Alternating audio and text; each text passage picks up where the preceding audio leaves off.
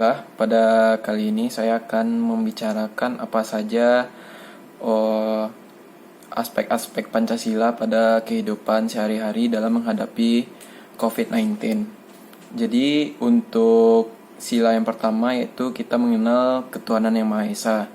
Jadi nilai yang dapat diambil dari menghadapi pandemi yang sedang berlangsung yaitu dengan berserah diri kepada Allah Subhanahu wa taala atau berserah diri kepada Tuhan yang Maha Esa.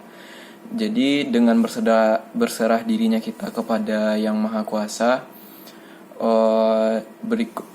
dengan cara itu kita dapat menghadapi COVID-19 ini dengan hati yang lapang. Jadi semoga dengan kita berserah diri kepada Tuhan yang Maha Esa, kita dapat mendapatkan berkahnya dari COVID-19. Selanjutnya ada sila kedua yaitu kemanusiaan yang adil dan beradab. Yaitu nilai yang dapat diambil di sini yaitu agar kita tetap menjaga jarak atau social distancing. Jadi menjaga jarak di sini yaitu untuk menghindari penyebaran virus agar teman-teman, keluarga, atau orang-orang terdekat kita tidak menjadi korban dari pandemi yang sedang berlangsung ini. Jadi pada contoh yang saya sebutkan tadi itu merupakan kemanusiaan yang beradab dengan tidak menyebarkan virus ke sesama. Selanjutnya nilai kemanusiaan yang dapat diambil yaitu ketika dokter dan petugas medis menjadi garda terdepan dalam menyembuhkan pasien COVID-19 ini sendiri. Selanjutnya pada sila ketiga yaitu adanya persatuan Indonesia. Jadi nilai Pancasila yang kita dapat ambil pada COVID-19 ini yaitu agar kita bersama-sama sebagai masyarakat Indonesia untuk menghadapi COVID-19 ini. Bersama-sama kita agar tetap di rumah saja, agar bersama-sama kita ikut membantu pemerintah dalam menghadapi COVID-19 dengan cara menjaga jarak dan tagar-tagar yang sedang maraknya berlangsung. Selanjutnya pada sila keempat, cara yaitu kerakyatan yang dipimpin oleh hikmat kebijaksanaan dalam permusyawaratan atau perwakilan. Jadi di sini nilai sila keempat yang dapat kita ambil dalam menghadapi COVID-19 yaitu jadi pemerintah telah menerapkan aturan yaitu PSBB, di mana di sini kita harus mentaati peraturan pemerintah. Dan aturan PSBB oleh pemerintah tersendiri itunya baik untuk kita semua, yaitu untuk menghindari COVID-19 yang sedang berlangsung. Selanjutnya ada sila kelima, keadilan sosial bagi seluruh rakyat Indonesia. Nilai sila kelima yang dapat kita ambil dalam menghadapi COVID-19 tersendiri yaitu kita seharusnya mengikuti saran dari pemerintah agar tetap di rumah selama pandemi berlangsung dan tetap menjaga jarak, sebagaimana keterkaitan antara sila kedua, sila ketiga, dan sila keempat. Maka terciptalah keadilan sosial bagi seluruh rakyat Indonesia dalam menghadapi COVID ini. Selanjutnya hal-hal baik yang saya lakukan untuk mencegah pandemi, yaitu hal baik yang saya lakukan untuk diri sendiri yaitu dengan berolahraga, tetap produktif di rumah saja, yaitu dengan mempelajari hal-hal baru yang ingin saya lakukan. Selanjutnya dengan diri sendiri, saya mencoba menghibur diri sendiri agar tidak terlalu takut dalam menghadapi COVID-19, karena jika kita terlalu takut dalam menghadapi COVID-19 itu berakibat kepada mental kita sendiri.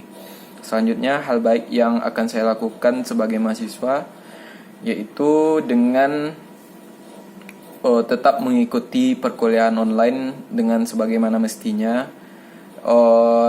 Tetap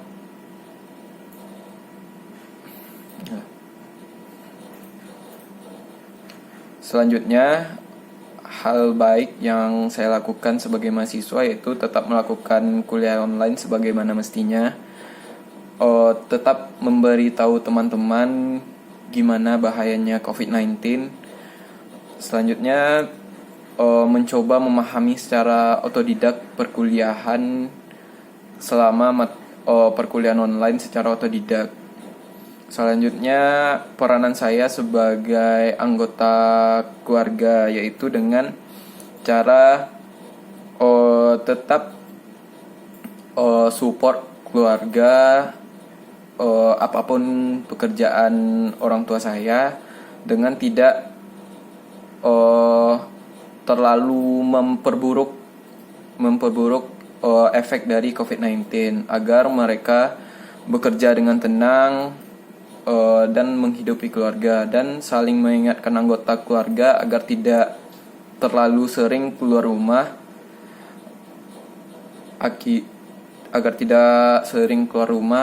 tetap menjaga kesehatan selama pandemi ini berlangsung.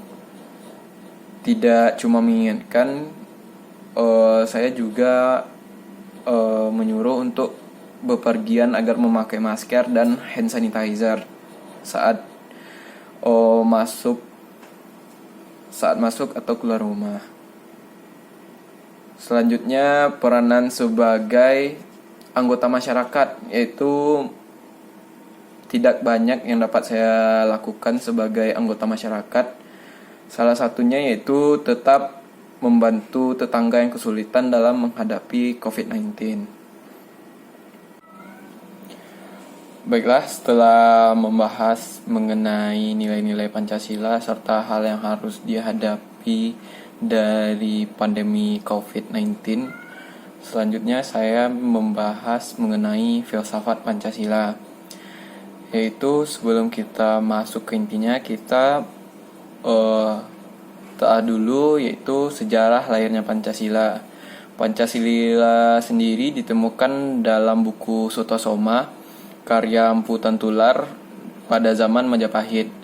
Pancasila diusulkan oleh Bapak Bangsa sendiri yaitu Insinyur Soekarno pada tanggal 1 Juni tahun 1945 dalam sidang BPU PKI. Pada tanggal 22 Juni 1945, Panitia 9 mengadakan pertemuan untuk membahas usulan mengenai dasar negara.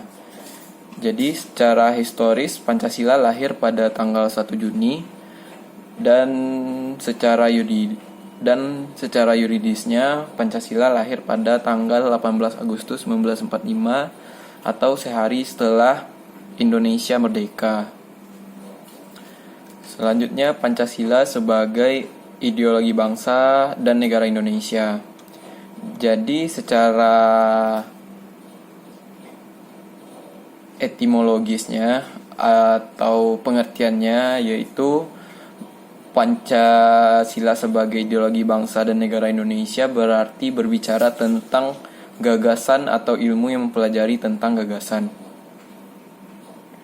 Gagasan yang dimaksud adalah gagasan yang murni, ada dan menjadi landasan atau pedoman dalam kehidupan masyarakat yang ada atau berdomisili dalam wilayah negara di mana mereka berada di dalam negara Indonesia. Selanjutnya, menurut ideologi, yaitu ideologi adalah ajaran, doktrin, teori yang yakini kebenarannya yang disusun secara sistematis dan diberi petunjuk pelaksanaan dalam menanggapi dan menyelesaikan masalah yang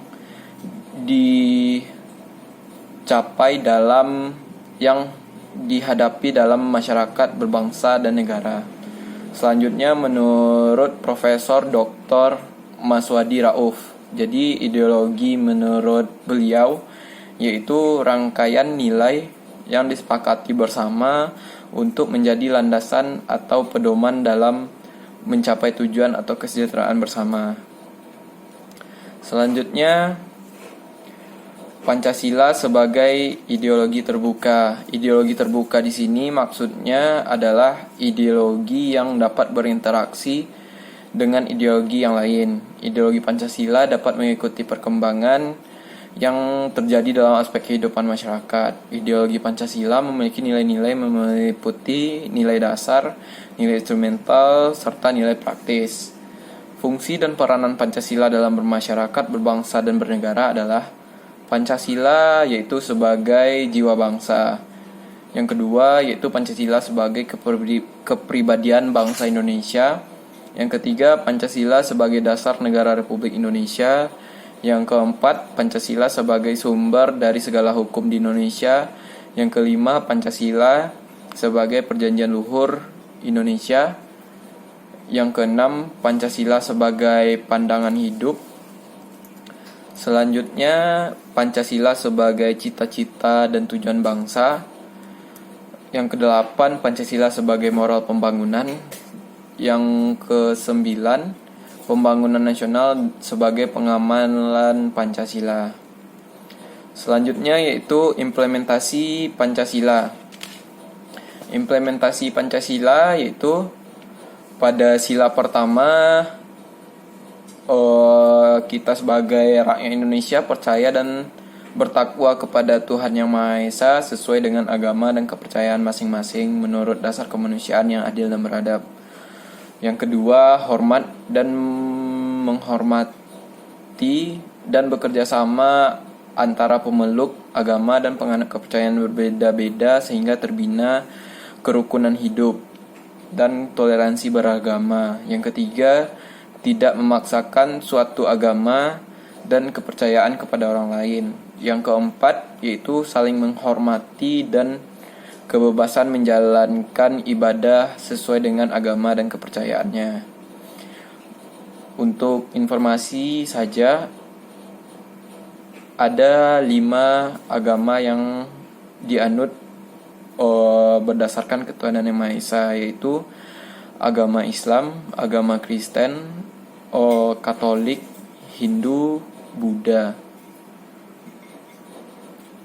Selanjutnya implementasi pada sila kedua, yaitu kemanusiaan yang adil dan beradab. Implementasi dari sila ini yaitu mengakui persamaan derajat, persamaan hak, dan persamaan kewajiban. Yang kedua, saling mencintai sesama manusia. Yang ketiga, mengembangkan sikap tengah rasa. Yang keempat, tidak semena-mena kepada orang lain. Selanjutnya, implementasi sila ketiga. Implementasi dari Persatuan Indonesia adalah rela berkorban untuk kepentingan bangsa dan negara. Selanjutnya, bangga sebagai bangsa Indonesia bertanah air Indonesia. Yang ketiga, memajukan pergaulan demi persatuan dan kesatuan bangsa yang berbineka tunggal ika. Dan yang keempat, cinta tanah air dan bangsa. Selanjutnya yaitu implementasi dari sila keempat. Implementasi dari kerakyatan yang dipimpin oleh hikmat kebijaksanaan dalam permusyawaratan atau perwakilan, yaitu tidak memaksa kehendak orang lain. Yaitu selanjutnya bermusyawarah untuk mencapai mufakat. Selanjutnya mengutamakan kepentingan negara dan bermasyarakat. Yang keempat, mengutamakan musyawarah dalam mengambil keputusan untuk kepentingan bersama. Implementasi sila kelima yaitu yang pertama, menjaga keseimbangan antara hak dan kewajiban. Yang kedua, yaitu suka memberi pertolongan kepada orang lain. Yang ketiga, menjauhi sikap pemerasan terhadap orang lain. Yang keempat, tidak melakukan kegiatan yang merugikan kepentingan umum. Setelah itu saya akan membahas mengenai identitas nasional. Identitas nasional ialah suatu jati diri dari suatu bangsa, yang dimana jati diri tersebut merupakan milik suatu bangsa dan berbeda dengan bangsa lainnya. Yang berarti antara jati diri negara Indonesia dengan negara lainnya itu berbeda-beda. Dalam garis besarnya, identitas nasional yaitu suatu jati diri yang tidak hanya mengacu pada individu tertentu, namun juga berlaku untuk satu kelompok, organisasi, serta negara. Parameter identitas nasional tersendiri yaitu suatu ukuran atau patokan yang dapat digunakan untuk menyatakan sesuatu yang menjadi ciri khas suatu bangsa. Sesuatu yang diukur yaitu unsur suatu identitas seperti kebudayaan yang menyangkut norma, bahasa, adat istiadat, dan teknologi. Selanjutnya yaitu unsur-unsur pembentuk identitas nasional. Yaitu yang pertama berdasarkan suku bangsa, yaitu golongan sosial yang khusus dan bersifat askriptif, yang sama coraknya dengan golongan unsur dan jenis kelamin. Selanjutnya kebudayaan. Kebudayaan menurut sosiologis termasuk kesenian, ilmu pengetahuan dan teknologi, serta adat istiadat. Selanjutnya yang ketiga yaitu bahasa. Identitas nasional yang bersumber dari salah satu dari lambang suatu negara. Yang keempat yaitu kondisi geografis, di mana kondisi geografis negara menunjukkan tentang lokasi negara dalam kerangka ruang, tempat, dan waktu. Sehingga untuk waktu tertentu menjadi jelas batas-batas wilayah di atas bumi. Selanjutnya yaitu unsur-unsur pembentuk identitas nasional. Untuk yang tadi berdasarkan parameter sosiologis, yang sekarang itu unsur-unsur pembentuk identitas nasional. Yang pertama, unsur sejarah. Perjuangan bangsa Indonesia akhirnya menjadi suatu nilai yang berharga dalam jiwa bangsa Indonesia, bahwa Indonesia adalah bangsa pejuang. Semangat juang yang dimiliki bangsa Indonesia menjadi kebanggaan sebagai identitas nasional bagi bangsa Indonesia yang membedakan dengan bangsa lain di ASEAN dan dunia pada umumnya. Sejarah telah memberikan identitas nasional bahwa bangsa Indonesia adalah bangsa pejuang. Selanjutnya yaitu unsur kebudayaan. Unsur pembentuk identitas nasional dari kebudayaan meliputi 3, yaitu akal budi, pengetahuan, serta peradaban. Selanjutnya yaitu budaya yang unggul. Semangat dan kultur kita untuk mencapai kemajuan dengan cara nilai kemanusiaan, demokrasi, dan keadilan dijadikan landasan ideologis yang secara ideal dan normatif diwujudkan secara konsisten, dinamis, kreatif, dan bukan indoktriner. Yang keempat yaitu suku bangsa.